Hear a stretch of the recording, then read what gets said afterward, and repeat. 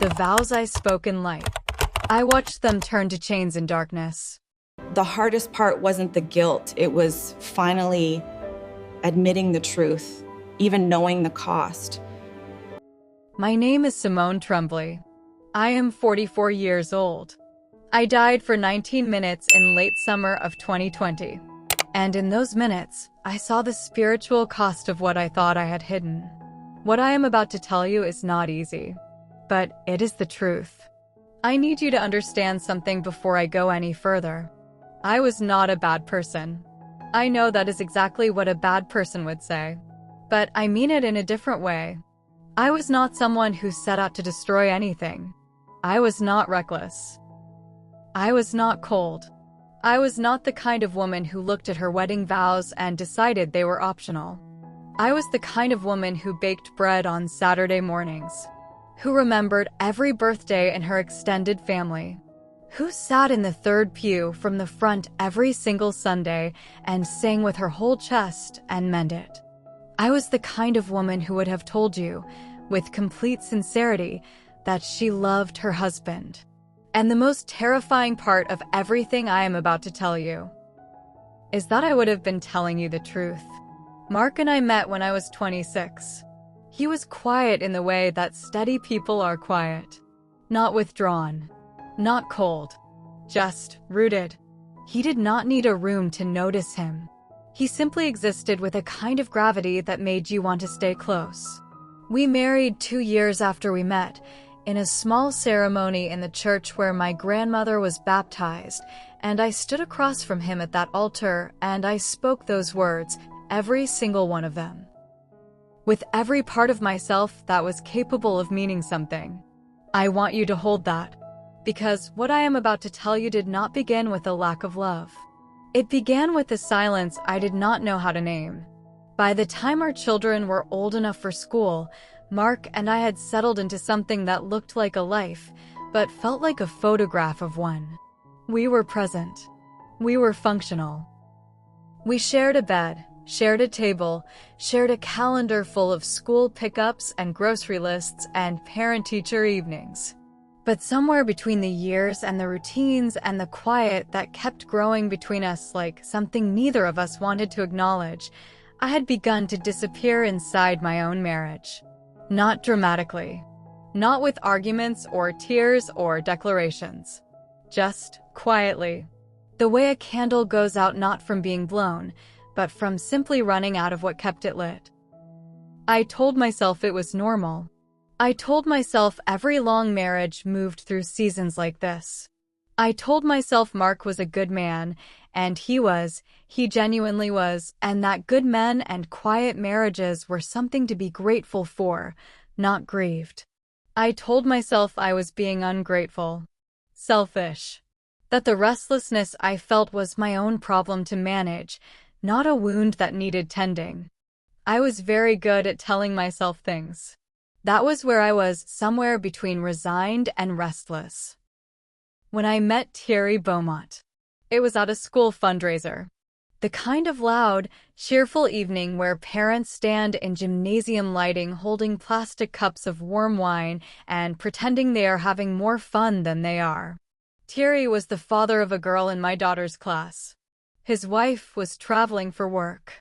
He was standing near the refreshment table looking exactly the way I felt, present in body, somewhere else entirely in his mind. And we started talking the way people do when they have nothing to prove to each other. Easily. Without performance. He asked me what I did before the children. I told him I had studied literature, that I had once wanted to teach it at university level, that somewhere between diapers and school registrations I had quietly folded that version of myself away and stopped looking for her. He listened to the whole answer. Not politely. Actually listened. Leaned against the table, looked at me, and when I finished he said, "That sounds like losing something important without a funeral." I remember the exact feeling of those words landing. Like something in my chest that had been clenched for years simply released. Just slightly. Just enough. I told myself it was just conversation. And it was. That night, It was genuinely just conversation. But I drove home replaying it. And the next morning, I woke up thinking about it again.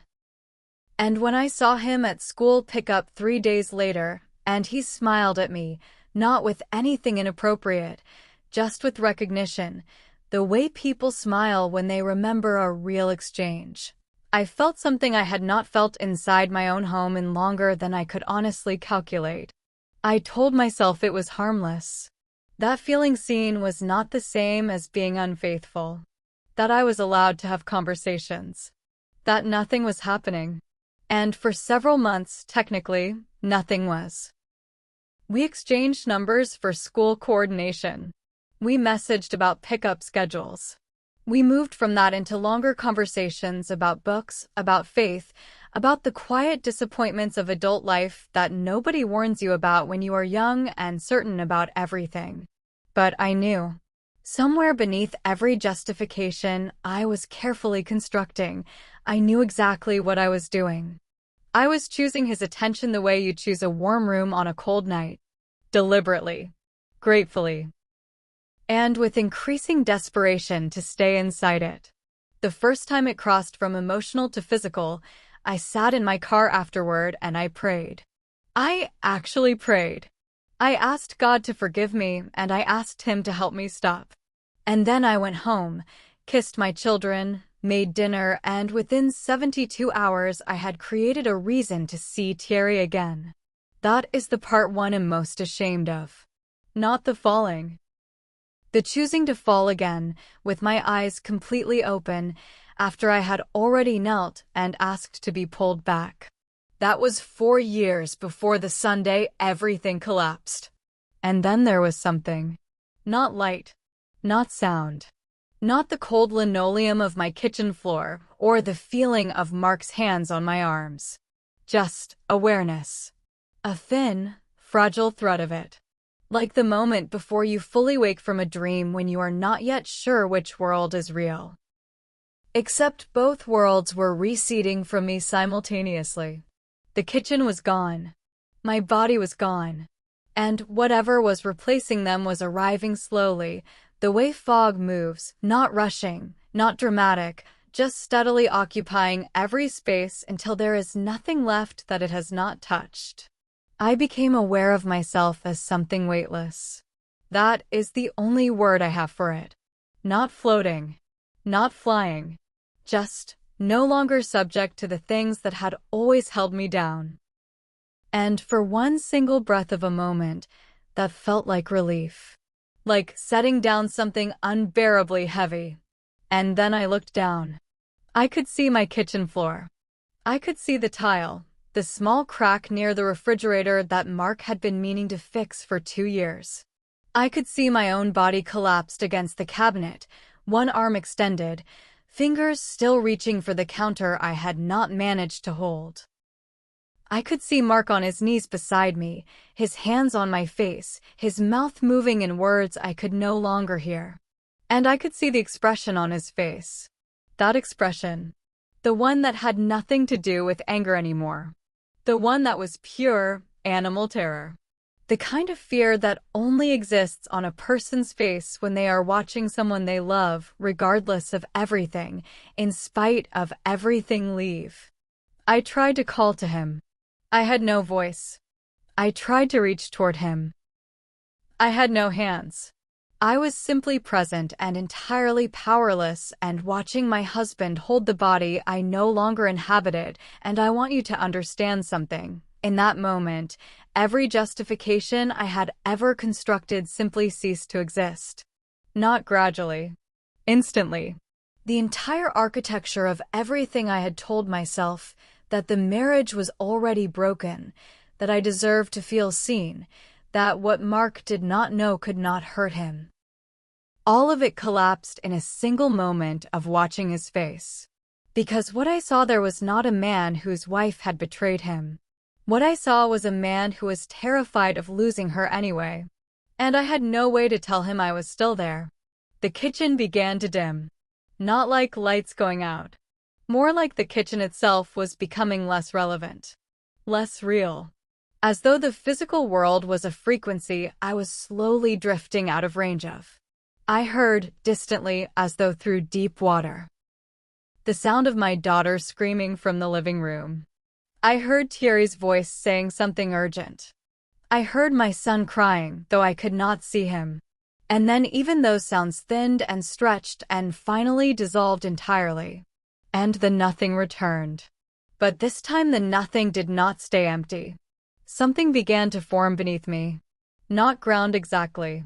More like the idea of ground. A surface that glowed faintly from within. Not bright, not welcoming, but present in the way that certain truths are present. The kind you have always known but refused to look at directly. It was the color of something between ember and rust. And it extended in every direction as far as I could perceive, which was not very far, because the space around me was dim in a way that felt less like absence of light and more like deliberate withholding of it. I was standing. I do not know when I began standing. I simply was. And the surface beneath my feet carried a heat that did not burn but could not be ignored. A warmth that pressed upward through the soles of my feet and into my legs and settled somewhere in my chest like a question waiting to be answered. I stood very still, because everything in me understood, without being told, that I was not in a place that rewarded movement without understanding. This was not somewhere you walked through casually. This was somewhere you arrived at because something specific had brought you here. And whatever that something was, it already knew my name. The air, if it was air, was not cold and was not hot. It simply pressed. Like atmosphere with intention. Like being inside a held breath. And within that pressing stillness, I began to hear something. Not voices. Not words. Not yet. Just sound. Low and continuous and directionless. The sound of something like mourning, except it was not sharp enough to be grief. It was older than grief. More settled. The sound of people who had long since moved past the acute stage of loss and arrived at something more permanent. Something like the echo of consequence. I turned slowly, because my body in this place responded the way bodies respond in deep water, with effort and deliberate resistance, and in the distance, through the dim red-tinged atmosphere, I saw shapes. Silhouettes. Perhaps 8 or 10 of them, positioned at varying distances, none of them moving, none of them looking toward me. Just present. Hunched slightly forward. The posture of people carrying something invisible but immense. And even from that distance, even without faces or features or any detail I could name, something about those silhouettes was deeply, instantly familiar. Not because I knew them, but because I recognized what they were carrying.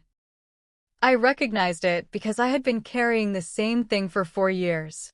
And then I saw the walkway. It extended ahead of me like a path that had always been there and was only now becoming visible. Narrow enough that it demanded intention to walk it.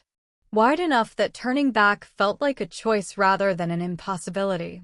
The surface of it glowed from beneath, that same ember-rust light, but here it was more concentrated. More deliberate. As though the path itself was lit not by any external source, but by something internal to it. Something it had absorbed and was slowly releasing. I did not want to walk it. Every instinct in whatever I had become in this place resisted the idea of moving forward. Because forward felt like it meant something here. It felt like consent. Like acknowledgement. Like agreeing to see whatever was waiting at the other end of it. But I walked it. Because something else. Something deeper than instinct, something that felt less like choice and more like gravity, moved me forward anyway. The heat beneath my feet intensified with each step. Not to the point of pain, but to the point of impossible ignorance. You could not walk this path and think about something else. It demanded your full attention the way a serious conversation demands your full attention. The way a person's eyes demand your full attention when they are telling you something that is costing them everything to say. And then I saw the bed. It was our bed. I knew it the moment I saw it, The way you know certain things in dreams without needing explanation, through a recognition that bypasses the logical mind entirely and goes directly to the part of you that simply knows. It was our bed, but it was not as I had last seen it. The frame was split. Not broken violently. Split cleanly, precisely, down the center, as though divided by something invisible and intentional. And through that split, light seeped upward. Red-edged, slow-pulsing light. Like something beneath it was not burning, but had been burning for a very long time and had settled into a steady, patient, permanent heat. I stood before it and I could not move. Because around the bed, suspended in the air at varying heights, at varying lengths, moving with the slow, deliberate sway of things underwater, were chains. Not the chains of horror stories. Not theatrical or monstrous. Just chains. Simple, heavy, unmistakable chains. And they were not attached to the bed. They were attached to me. I looked down at my chest, and I want you to feel this. I want you to understand exactly what this felt like, and I saw them emerging from somewhere near my sternum. Not through skin. Through something deeper than skin. Through whatever in the spiritual realm corresponds to the place where your most private decisions live. Each chain a different weight. Each chain a different length. And each chain, when I followed it with my eyes, led somewhere specific. One led to a phone. Suspended in the air, screen lit, displaying a conversation I recognized immediately. One led to a door. A specific door. A hotel room door. One led to a chair. The chair in Thierry's living room where I had sat on a Tuesday afternoon when his daughter was at school and his wife was in Toronto, and I had told myself this would be the last time. And one, the heaviest, the one that pulled most insistently, led to my wedding ring, which was still on my finger. But it was no longer the color I had worn for 16 years. It had shifted to something between gold and burning. Not red hot. Not dramatic. Just wrong. The specific wrongness of something that was made for one purpose and had been used for another. I felt the weight of every chain simultaneously. And the weight was not physical. It was historical. It was the accumulated mass of every choice, every message, every whispered conversation in a parked car, every evening I had come home to Mark and kissed him and said nothing. Every Sunday I had sat in that third pew from the front and lifted my voice and left the sin completely unaddressed. Every prayer I had prayed that was really just negotiation. Every time I had looked at my children's faces and chosen to protect my secret over protecting their home. It was all there. Every link of it. Hanging in the air of this place like a record that had never once been cleared. And then I saw the scroll. It was suspended to the left of the bed, at eye level, and it was open. Unrolled completely. And I could see my name on it. I could see Mark's name beside mine. And I could see the words. Not in any language I consciously read, but understood the way you understand things in this place, completely and instantly. The words of the vows I had spoken at 28 years old in my grandmother's church with my whole chest and every part of myself that was capable of meaning something. The edges of the scroll were burning. Not quickly. With the same patient, steady persistence as everything else in this place. But burning. Section by section. Vow by vow. And the sections that were burning fastest corresponded, with a precision that left no room for argument or interpretation, to the vows I had most directly violated. I stood there in the heat and the dim and the weight of every chain, and I watched my covenant burning at its edges, and I understood something I had spent 4 years refusing to understand. God had not been absent from my marriage. God had been present in every moment of it. Every choice I made was made in full view of the one who had witnessed the making of those vows. And this place, this specific, deliberate, symbolically exact place, was simply what it looked like when that truth was no longer something I could avoid. I had nowhere left to hide. I stood before that burning scroll and I did not look away. I want you to understand that. Because everything in me wanted to. Every part of whatever I had become in this place wanted to turn from it, to find some corner of this realm that was not asking me to see myself so completely and so honestly. But I could not move. And I think now, looking back, that the inability to move was not a restriction. It was a mercy. Because I needed to see it. All of it. Without the ability to manage what I was receiving or control how much truth I was willing to absorb at any given moment. And then the voice came. It did not arrive from any direction. It was simply present the way the heat was present, surrounding, inevitable, impossible to locate, and equally impossible to ignore. It was not loud. Loud would have been easier. It was quiet in the way that absolute authority is quiet. The way a judge's final word is quiet in a room that has already understood the verdict. It said, Simone, you kept going to church, but you stopped keeping covenant. They're not interchangeable. I felt those words move through me the way seismic things move, not on the surface, but through the deep interior, shifting foundations I had not even known were compromised. Because that was exactly what I had done. I had maintained the performance of faithfulness while quietly gutting its substance. I had kept the form and abandoned the content. And I had told myself that keeping the form was enough. That showing up was enough. That singing loudly enough on Sunday could somehow balance the weight of what I was choosing on Tuesday. It could not. It never could. And something in this place had always known that. The voice came again. The scroll does not record what your husband knows. It records what you chose. And you chose this. Repeatedly. The chains shifted against my chest. One of them tightened, not painfully, but with the specific, unmistakable pressure of something being acknowledged rather than hidden. And I wept. In whatever way weeping is possible in a place without a physical body, I wept. Because there was nothing left to say. No explanation that would soften what the scroll already showed. No version of events that would reframe what the chains already documented. Then the voice said, quieter than before, with something in it that I can only describe as grief that had not given up, there is still a portion of this record that has not burned. Return. And do not let it finish. The scroll stopped burning. One chain released from my chest. Just one. And the release of it was so sudden, so complete, that I staggered in this place the way you stagger when something you have been bracing against without realizing it abruptly disappears. I had not known how much weight I had been holding until that single chain was gone. And in the space it left behind, something entered that had no business existing in a place like this. Light. Not the ember-rust glow of the walkway. Not the red-edged seeping light from the split bed. Real light. The kind that does not ask your permission before it reaches you. The kind that finds the edges of things and softens them.